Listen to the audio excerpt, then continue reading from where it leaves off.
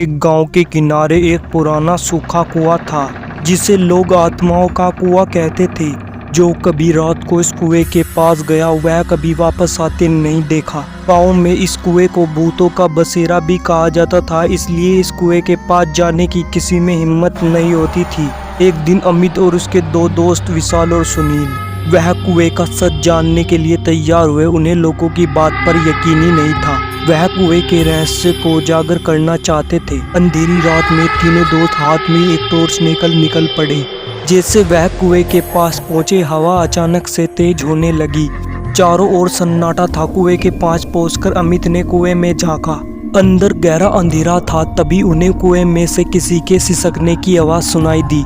तीनों एक कदम हट गए। सुनील ने मजाक में कहा, यह सिर्फ हवा का खेल है, और उसने एक पत्थर को उठाकर कुएं में फेंक दिया। कुछ ही सेकंड बाद कुएं में से एक खौफनाक चीख सुनाई दी, जैसे कोई आत्मा दर्द से तड़प रही हो।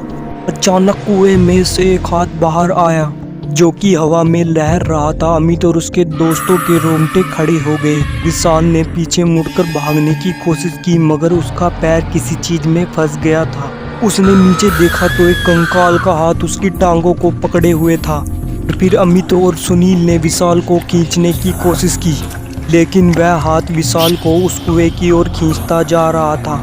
उसके सामने कुएं से धीरे धीरे कर एक आकृति और बाहर निकल रही थी। वह एक बूढ़ी औरत थी जिसका चेहरा खौफनाक था और आंखों से खून बह रहा था, और उसकी चीख पूरे वर्तमान को हिला रही थी। तुम्हें यहाँ नहीं आना चाहिए था, आत्मा ने भयंकर आवाज में कहा। तुम इस कुएं से नहीं जा पाओगे। अचानक कुएं में से और भी हाथ बाहर निकलने लगे।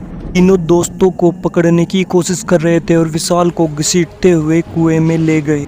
चीखों ने रात की खामोशी को चीर दिया। अमित और सुनील ने पूरी ताकत से भागने की कोशिश की, लेकिन हर बार कुएं से निकलने वाले हाथ उन्हें खींचने की कोशिश कर रहे थे। अंत में भागते भागते अमित और सुनील इसी तरह गांव में वापस पहुंचे, लेकिन उनका दोस्त विशाल हमेशा के लिए कुएं में समा गया। गांव के लोग अब भी उस कुएं से दूर रहते हैं, लेकिन हर रात उस कुएं में से दर्दनाक चीखों की आवाजें आती है। दोस्तों, डरो मत। ऐसी हॉरर स्टोरी देखने के लिए चैनल को सब्सक्राइब कर लेना और बेल नोटिफिकेशन को दबा लेना।